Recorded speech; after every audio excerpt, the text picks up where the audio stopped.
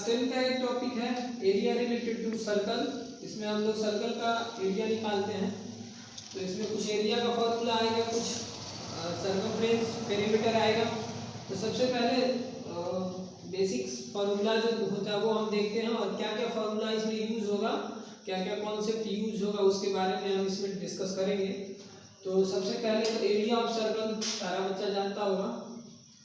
एक सर्कल है जिसका रेडियस r है, ये ऑरिजिन होगा और ये अगर, तो इसका एरिया ऑफ सर्कल क्या हो जाएगा,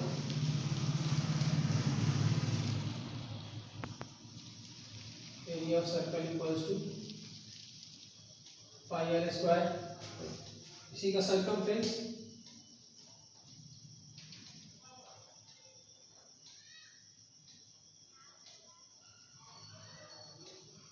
circumference of circle is equals to 2 pi r हो जाएगा। पहला एरिया ऑफ सर्कल आ गया, दूसरा सर्कमफ्रेंस ऑफ सर्कल आ गया। अब अगर दो सर्कल है, एक सर्कल बड़ा है एक सर्कल छोटा है, तो दोनों के बीच का एरिया निकालना होगा हमको। तो इसको निकालने के लिए फॉर्मूला जो यूज करेंगे वो क्या होगा,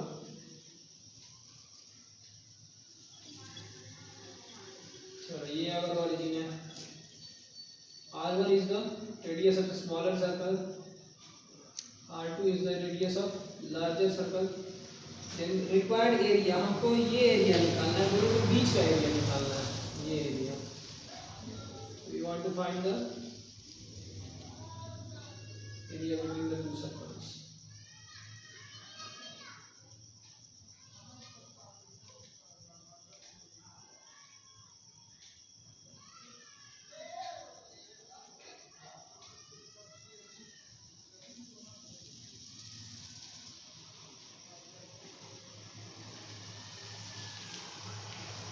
तो ये एरिया निकालना है, तो ये required area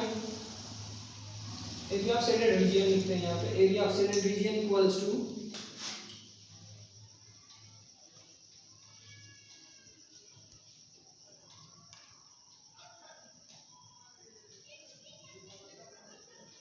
area of shaded region equals to, कोई बड़े वाले सर्कल से छोटे वाले का घटा सकता है, लिख सकते हो इसको पाई r2 square minus pi r1 square. तो यहाँ से पाई कॉमन निकाल सकते हो, r2 square minus r1 square लिख सकते हो। और अगर थोड़ा समझदारी करोगे, कैलकुलेशन में थोड़ा आसानी होगा, तो ये r2 माइनस r1 कर सकते हो और ये r2 प्लस r1। तो इस तीनों में से कोई यूज कर सकते हो, ठीक है। तो ये हुआ। उसके बाद का जो पार्ट आता है, ये तो पहले एक्सरसाइज में यूज होगा। एक्सरसाइज जो है एक्सरसाइज 12.1 है, एक्सरसाइज 12.1 एनसीईआरटी में है, जिसमें यही फार्मूला यूज होगा। आगे आएगा एक्सरसाइज 12.2, तो उसमें जो फार्मूला यूज होगा वो क्या यूज होगा, तो वो देखो यहाँ पे दो चीज समझना जरूरी है, एक सेगमेंट और दूसरा सेक्टर। आधा बच्चा को सेगमेंट और सेक्टर में ही कंफ्यूजन होता है कि सेगमेंट है कि सेक्टर है, क्या है।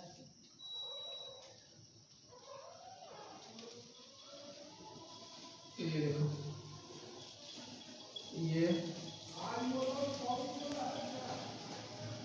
ये O हो गया, ये A हो गया, ये B हो गया। ये जो पार्ट होगा, इस पार्ट को हम बोलेंगे, ये यहाँ पे अगर थीटा एंगल सबटेंड कर रहा है, तो इस पार्ट को हम बोलेंगे सेक्टर ऑफ सर्कल। इस शेडेड पार्ट को बोलेंगे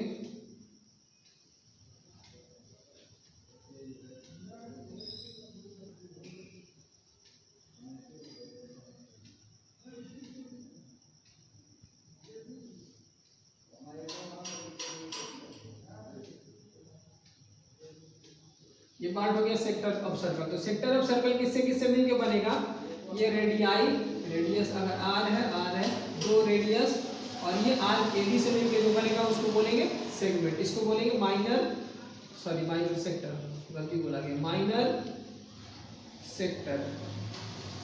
और जो छूट गया ऊपर में वो हो गया मेजर सेक्टर, ये वाला हो गया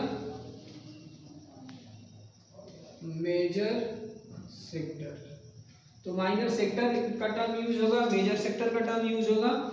फिर और एक टर्म आएगा माइनर सेगमेंट और मेजर सेगमेंट।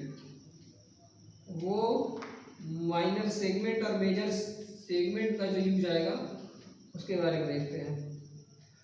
जैसे ये मान लो वो है सेंटर ऑफ सर्कल है, वो मान लेते हैं, और ये मेरा सेक्टर, ये कॉर्ड हो गया ए बी, ए और बी। तो हमको ये जो पार्ट मिला, ये पार्ट मिला, मतलब आर्क ऑफ सर्कल और कॉर्ड ऑफ सर्कल को मिला के जो रीजन बनेगा उसको बोलेंगे सेक्टर। सॉरी, सेक्टर ऊपर में है, सेगमेंट ऑफ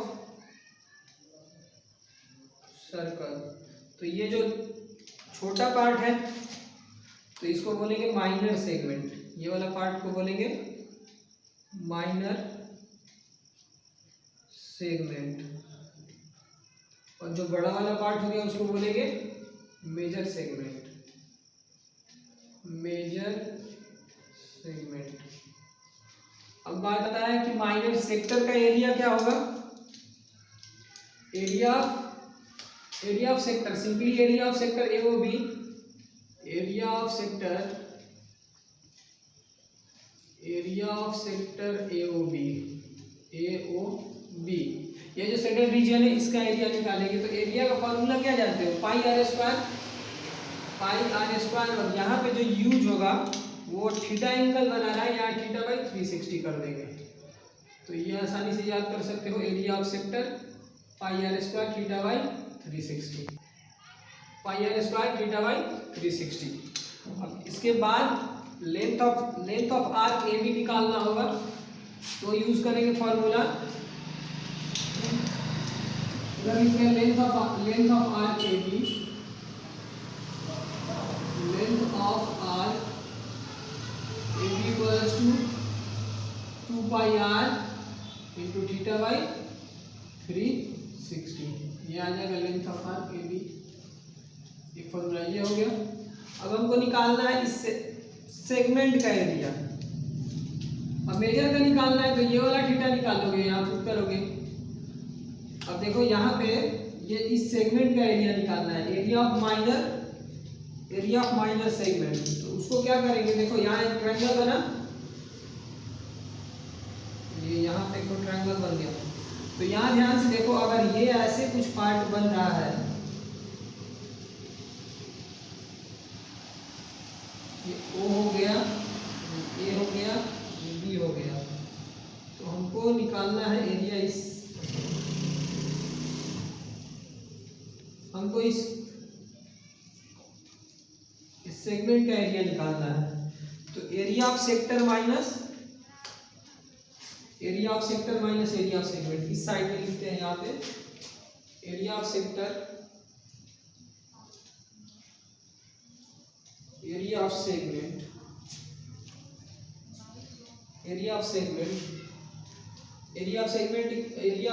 यहाँ से ए पॉइंट दे देते हैं, P A P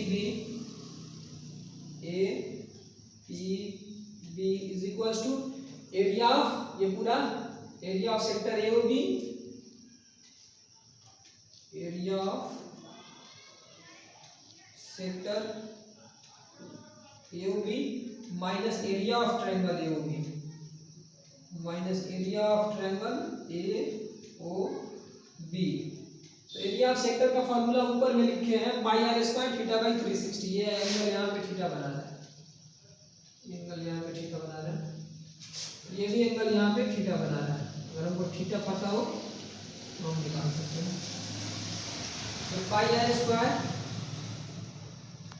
theta by 360, इसमें से अगर हम इस ट्रायंगल का एरिया घटा लेते हैं, इस ट्रायंगल का एरिया घटाएंगे तो जो ये ट्रायंगल है, यहाँ ट्रायंगल का एरिया का जो यूज करेंगे, area of triangle 1/2 R square sine theta.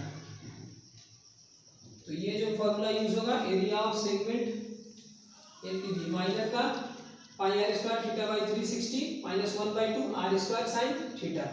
तो इतना ही फार्मूला से यही फार्मूला है जिसका यूज करके सारा एरिया और रिलेटेड टू सर्कल बनाया जा सकता है।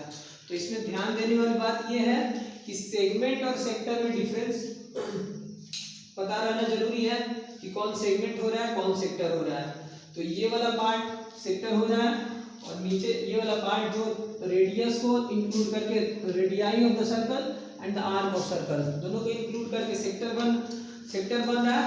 और ये जो पार्ट हो रहा है कॉर्ड और आर्क को मिला के जो बन रहा है वो बन रहा है सेगमेंट बन रहा है। तो अगर इतना चीज कॉन्सेप्ट में है तो सवाल बनाने में दिक्कत नहीं होगा। तो पहले इस फॉर्मूला को अच्छे से देख लो, याद कर लो, फिर इसका क्वेश्चन डिस्कस करेंगे।